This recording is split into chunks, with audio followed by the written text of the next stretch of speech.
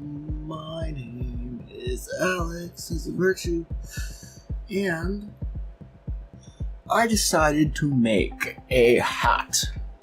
You know, not the ones that are functional that you like actually wear to block the sun out of your, eyes. I'm talking like Snapback, the ones you wear backwards even when it's blazing hot outside, and like you just still wear sunglasses, but the cool hat just looks that much like cool to wear.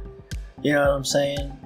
So I'm talking about like a snapback, y'all. So I just decided to throw together a little what I like to call a speed model, if you know what I'm saying. It's where it's basically I throw together a quick model and you watch it with music or listen to me ramble for, I don't know, X amount of time explaining things as it goes, if I can keep up with it without needing milligrams and milligrams of caffeine. So,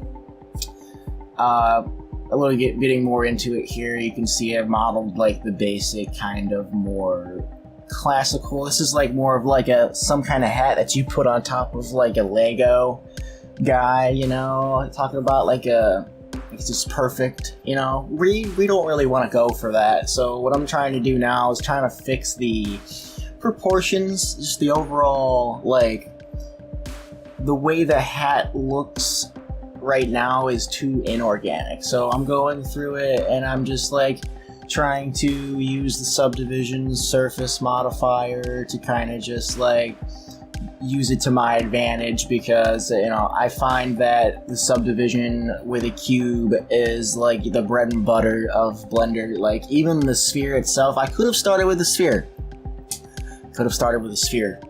but I chose not to because I believe I'm in firm belief that a cube with subdivision is superior in terms of control, because as you can see, everything is like rounded and like really like inorganic looking, but I could still proportionally edit things just by moving simple edges because I didn't apply the modifier yet. Okay, basically you can also go through and you can see these red lines and whatnot. Those red lines indicate maybe something like, I want to say, an edge. Well, I know, I talk like I don't know what it is, but I'm talking to you guys like you've never seen this before, because I don't know who's going to be watching this. So, practicing technical instructions, I guess, if you will. So, the red edges are a way to get a hard edge on a essentially subdivision surface model. Okay, so you can see the underside of the hat and around the brim, and whatnot. There are certain things that are actually like hard edges, and that's a great modeling technique. All right, I have the blue and red like overlay because that tells me my normals, because often when you use the mirror modifier like I'm doing right now, you can often get these weird problems where all of a sudden, for some godforsaken reason, the normals get completely swapped, and that's just so annoying, and nobody likes to find that out. Luckily, I've been through that enough to know it's just another loophole, or a hoop to try and hurdle over, because you don't want to model a hat with the normals facing the wrong way, and then all of a sudden you import it into Unity and you're like, oh no, why is half of my hat invisible? And then you go back in Blender, or you're on like some sort of Discord channel and you're like, why is it doing this? I can't understand why. And then people are like, your normals are backwards.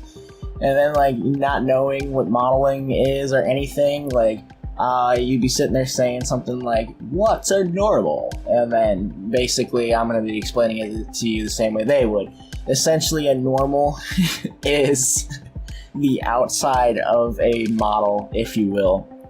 Now, technically speaking, we always see the outside of the model as us as a person, but that overlay allows me to see when normals are flipped or there's inside, because the blue indicates the outside of the mesh, the light that is supposed to bounce off of that surface. If it's red, it means it is not going to be rendered.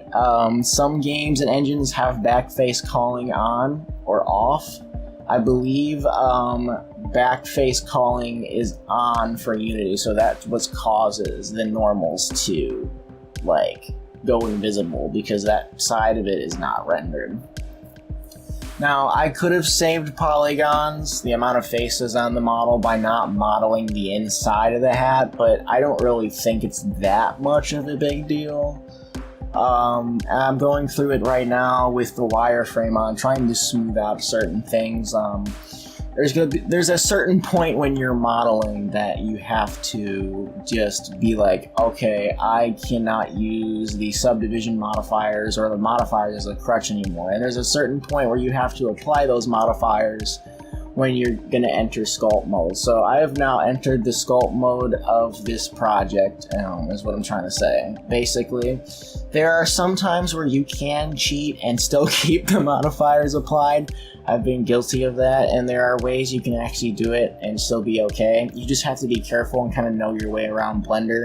But most of the time, standard, you want to apply all your modifiers, which actually changes the mesh itself.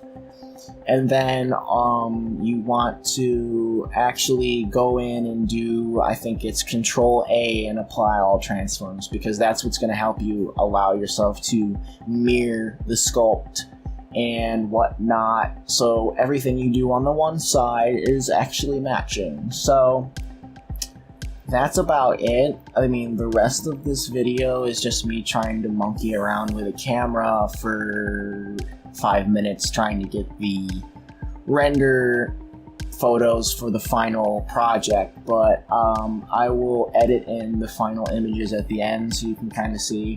There's some minor topology issues, but overall I'm very happy with the way that this model turned out, and I do intend to add a lot more things to kind of finalize it, but I still wanted to have a video to kind of show the process of modeling, because I feel like a lot of people don't really show this kind of stuff. It's kind of just like, hey, I made this really cool thing, and no one can see how I did it. And it's like, oh, cool. Okay.